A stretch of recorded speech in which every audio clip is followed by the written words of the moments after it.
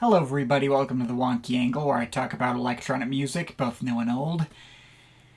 And today, as a Patreon request from Squum, I'm talking about the 2022 album from Macula Dog, Orange 2.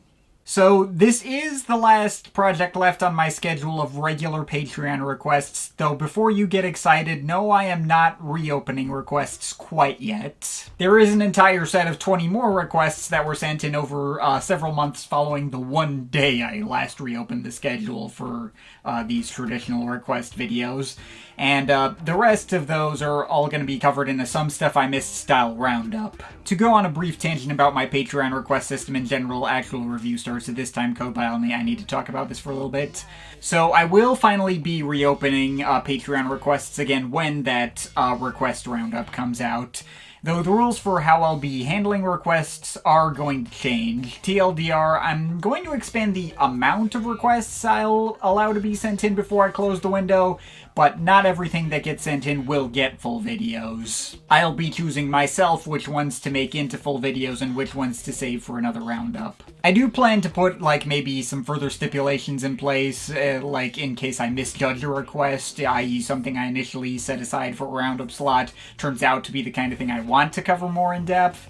But the truth of the matter is that I simply do not have the capacity to make full videos on every request that gets sent in to me anymore. The demand for them got way too high to keep up with, and I think it has actively hurt the way this channel is operated. This video, and all the Patreon request videos I've done over the last almost 2 years now, save for the artists who'd request their own albums like DJ Dance Alone and Swagano, all the others from my video on Halos onwards were all sent in to me in the same 6-hour window, all the way back in early 2024, and loads of people got really upset when I had to close requests early and they couldn't send something in due to being in the wrong time zone. Now, I want to avoid having a situation like that again, and on top of that, I'm gonna be honest, this whole round of requests was pretty brutal for me to, actually get through. I am happy with the final results of the videos themselves, but most of them weren't all that fun to make for the most part. A lot of work for projects I wasn't always that enthusiastic about, didn't really excite me to make, I guess. For the record, I know some people have expressed the desire to pay extra to force me to make things on videos they like regardless of how much I actually have to say. But I feel like that would be more service for those who don't trust my judgment, or in some extreme cases may not even respect what I do to begin with and are sending me money for the purpose of imposing their perspective onto me. Yes, I have actually had requesters with that kind of attitude before. I don't plan to get rid of requests altogether, since they do offer me a way to check out all sorts of things I wouldn't have heard otherwise, and there are some cases where I've discovered projects I ended up loving and keeping around as long-term favorites. But the more control over the operation of this channel that I hand over to y'all, I feel like the less passion I'm actually able to put into it. This channel is supposed to be my passion project, so yeah. But anyway, it's finally time to go into the final request sent in to me via the old system, which ironically turned out to be a bit of a fitting encapsulation of why I needed to change the system, but that is no disrespect to either the requester, to whom this was their third choice after 2 other requests which I turned down out of their leaning much more towards underground hip-hop, and I felt were a bit too far afield of my usual format boundaries to feel like I was well equipped enough to judge properly. Nor is that meant as any disrespect towards the subject of this request. Macula Dog is a New York-based, self-described 4-piece electronic duo consisting of Ben Mendelowich and Matthew Cutler. The latter not to be mistaken for the British artist Matt Cutler, better known as Lone. Absolutely no relation to each other besides coincidentally having the same birth name. So these guys are fairly under the radar. Their live shows seem to be fairly well acclaimed. I think they had puppets or mannequins called Mark and Bruce, which they carried with them during shows sometimes. And they apparently did like some theme tunes for Adult Swim's live crossword puzzle show, but I had never heard of them before the request had been sent in. This is more like the kind of artist that I would like expect to randomly show up in a Bandcamp Daily article marked in the new and notable section. Something that I would like purchase on a whim, and whether or not I end up actually covering turns out to be like kind of up in the air, I guess. I will say I did think their debut album from 2016 called Why Do You Look Like Your Dog, that was pretty interesting. It is just pure weird experimental shit. These tracks technically have like melodies and vocals and beats. They were apparently pretty heavily inspired by the band Devo, and I can hear the resemblance in their choice of sound palette from like the guitars and synths and stuff. But there is almost no structure to any of these sounds at all. The melodies are extremely chaotic if they're present at all. The vocals are covered in so many effects as to make it pretty much impossible to make out anything that's actually being said. And everything is going out of its way to sound as unhinged and incomprehensible as possible, like a crazy clown show. And the result is a pretty fun listen. I feel like if you're a fan of acts like Matmos, it kind of has a similar energy to some of their weirder albums, minus any of the found sound collage elements. Though that album obviously wasn't the one that got requested. The one I'm supposed to be talking about today is their sophomore album, and as of now most recent album from 2022 called Orange 2. This album, which they mostly recorded during the COVID lockdowns, shows them trying to further focus and refine their sound into a more cohesive package and adhere their typically goofy and out there style to tracks that more closely resemble pop songs with verses and choruses and stuff. To quote the band themselves from their Bandcamp description, "We wanted to make a proper record with 12 pop songs, a distinct great lead singer, and music you could dance to. Instead, we have 11 songs with a singer you can't understand. We really thought we had made our most accessible album yet until we sat down and listened to the whole thing. This album is a huge failure, but maybe our best work." I know that paragraph is framed like a joke, but I think that is actually completely accurate to what happened. So yeah, that is kind of the direction they went in. I just don't know if I would personally agree about the part about it being their best work. Okay, if that sounds harsh, to be clear, no, this album is not bad at all. I thought it was fine, and it is clear that they had a lot of fun making it. They do still have a really unique style with lots of blaring blends of synths and percussion that feel really well polished and clean despite also being completely unhinged in their actual arrangements. The vocals, when you can actually hear them through all the glitch effects, work fine enough too for what they're going for. The vocalist kind of has this like kind of nasally tone to his voice, which actually kind of reminds me of Patricia Taxon, except here it's a cis dude. The sound of this thing is cool in a vacuum, and any one of these tracks do sound really interesting when taken on their own. Certainly the kind of experience that lives up to the kind of energy that the album cover promises. Though, when it comes to the project as a whole, I do feel like their attempt to adhere to more pop song-like structuring didn't actually play to their strengths that well. Like they said themselves, if the goal was to make pop music, then this was obviously a failure. The tracks may have the general shape of pop songs, and there are hooks. They aren't not present. But the melodies are still too sour and chaotic to, like, hum along to, let alone stick in your head that easily.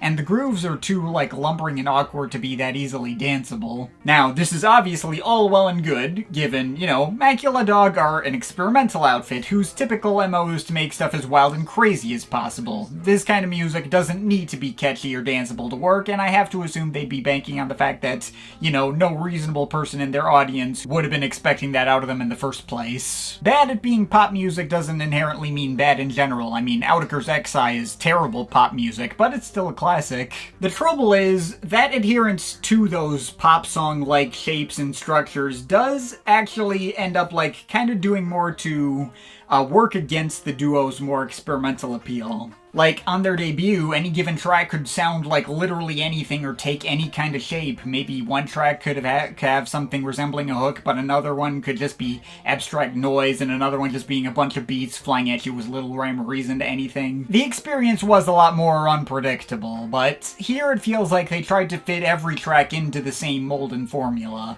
Every track here having the same general sound and structure is well and good for a pop album, but doesn't really benefit an experimental album. It feels like they had to hold themselves back from going as wild as crazy as they can in order to fit those structures. And the result is an album which, I'm gonna be honest and say, got really dang monotonous for me. This was the kind of thing that, like, I thought was cool when it started, but it got tiresome by the end. Like, the album only runs on for like just over half an hour, and yet it felt like it was bordering on an hour. This thing is samey enough where I don't even feel like I can meaningfully break this thing down by individual tracks. I mean, I can't exactly talk about the lyrics because I can only make out about like 40% of the words being said, and the other 60% are like, once again, covered in so much effects and glitches as to render it all completely incomprehensible. And the words I can make out are often like not connected to each other in the same sentences and stuff. I guess if I go by the Bandcamp description, the title track is supposed to be about chemical preservatives. I guess I can hear that in hindsight, you know, orange too, like an artificial dye. There's a bunch of lyrics about drink orange juice, even though thing is slipped in there. I don't remember. Also, the track Spun is supposed to be about gambling, and the track Smart Man Do is supposed to be about CEOs. Got some social commentary in there, apparently, though I wouldn't have been able to figure out that's what they were trying to do if I hadn't read that in the Bandcamp description. Best I would have been able to do on my own was maybe guess that the track Crane is about, I don't know, beheading or something. I think I heard the word cut in there, and I think there's a lot of mention of necks, like craning your neck and stuff. I don't know. That's about as deep as my lyrical analysis of this thing can go. But I don't really have much to say about, like, how these tracks differentiate from each other sonically either. The noises and keyboard riffs and vocal effects you hear may be structured in the shape of hooks that could theoretically stick in your head if you, like, make a concerted effort to get it in there. And maybe some tracks like Plug have more obvious melodic leanings than other tracks like Smart Man Do, which gets noisier and more unhinged, but again, all the tracks feel like they're being built out of the same sonic ingredients. I wouldn't be able to meaningfully tell you what sets a track like Neosporin apart from a track like Plastic Wrap. Maybe if I got enough listens in, something could eventually click. I only put this thing on 3 times in full. Though the listens I did give it just kinda did more to like progressively wear out on my nerves than anything. It didn't grow on me. But yeah, that's kind of all I have to break down about Orange 2.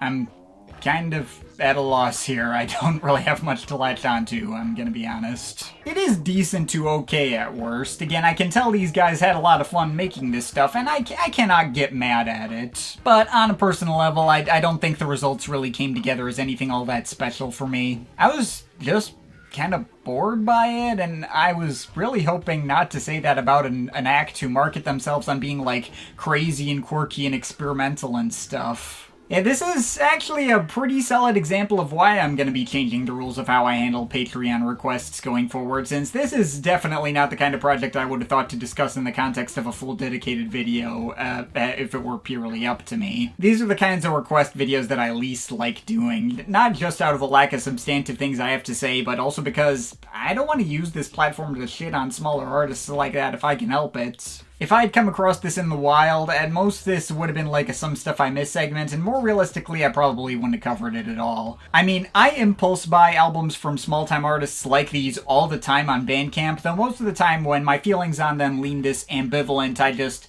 let it sit in my Bandcamp collection and don't come back to it.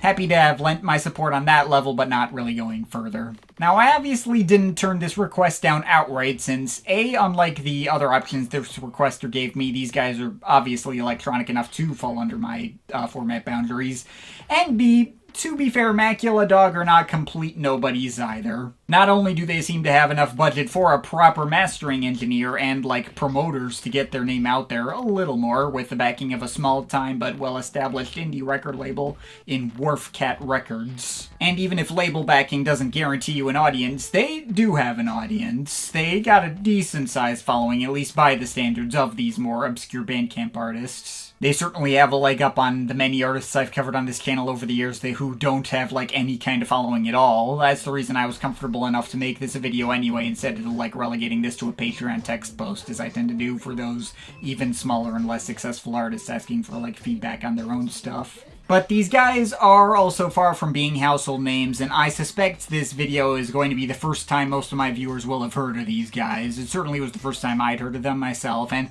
if I'm going to be covering a small-time artist, I would want to be able to endorse what I'm hearing more enthusiastically than I could muster for this particular album. It's not a bad album at all. I can see this possibly appealing more to someone else who has different sensibilities to mine, maybe happens to enjoy different things in more experimental music or pop music, kind of like what happens with me and Flume fans. So I'll still recommend it in case it happens to hit better for you. They do still have some vinyl in stock for this album if you're interested, and I can also much more easily recommend their first album from 2016, which I feel got their unique style to work in a much more effectively and consistently attention-grabbing way across like the full length of the project. If I were scoring that one, that'd be like a 7.5. That one was quite good. Though I do still have to fulfill the promise of what the requester paid for and give my honest thoughts on Orange 2. And while I generally respect what was done here, it did clearly take some talent to come up with this kind of stuff at all, and there is certainly an intentionally bizarre aesthetic to this that, you know, feels well honed and crafted for what it is. But I was really left wishing there was more here to connect with me beyond that aesthetic. So, yeah. At my most generous, I'm feeling like a very strong 5.7 out of 10. But of course, this is just my opinion. You can feel free to disagree with it, but I'd like to hear your thoughts, so leave the comments in the comment thing down there. Shout out to my Patreon supporters, they're awesome people. You want to add yourself to that list, link to my Patreon is in the description. But yeah, that's pretty much it. That's all for today. See you next time.